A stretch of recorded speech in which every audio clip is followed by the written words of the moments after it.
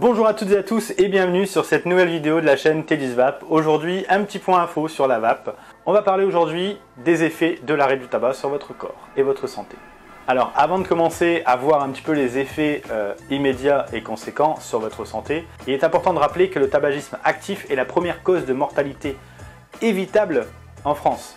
Environ 78 970 morts par an et 675 000 malades à cause du tabagisme. Alors après ça, j'imagine que beaucoup de monde a eu envie d'arrêter de fumer étant donné que les chiffres sont assez exorbitants. Surtout en cette pleine période de pandémie, on se demande vraiment est-ce qu'il y a plus de risques de fumer ou pas fumer, etc. etc.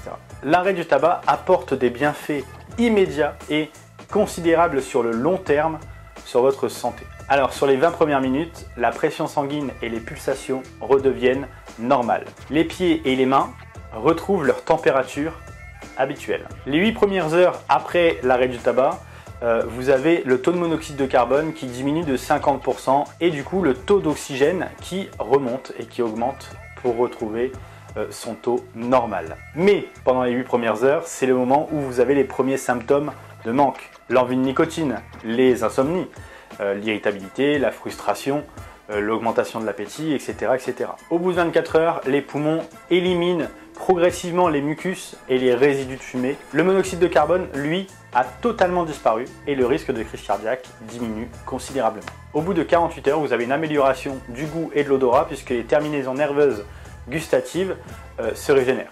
À 72 heures de l'arrêt du tabac, vous avez une augmentation des effets du manque puisque toutes les traces de nicotine sont totalement disparues de votre corps. Donc les effets du manque au bout de ces 72 heures peuvent aller des maux de tête, de la transpiration, de l'anxiété, de l'irritabilité conséquente, mais ça diminue très rapidement. Au bout de 2 semaines à 3 mois, vous avez une récupération de 30% de votre capacité pulmonaire. Vous toussez beaucoup moins et votre risque de crise cardiaque diminue encore considérablement. Au bout de 3 à 9 mois, vous avez la toux, la congestion des sinus, la fatigue et l'essoufflement qui diminuent très clairement. Et du coup, les poumons seront plus résistants aux potentielles infections. Au bout d'un an, le risque cardiovasculaire diminue de 50%. Au bout de 5 ans, cette fois, le risque d'AVC, lui, retombe au même niveau qu'une personne non fumeuse. 10 ans après l'arrêt du tabac, le risque de cancer du poumon, de la bouche, de la gorge, de la vessie, des reins et du pancréas diminue très clairement. Au bout de 15 ans, le risque de crise cardiaque est égal à celui d'un non-fumeur.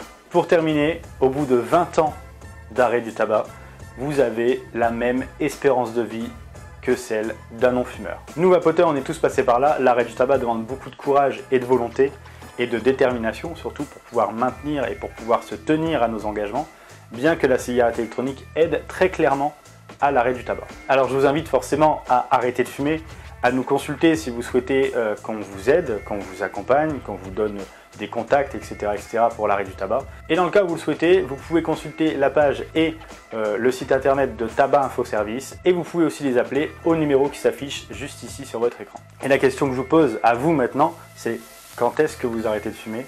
Et pour ceux qui ont déjà arrêté de fumer, dites-moi en commentaire depuis combien de temps vous avez réussi à arrêter.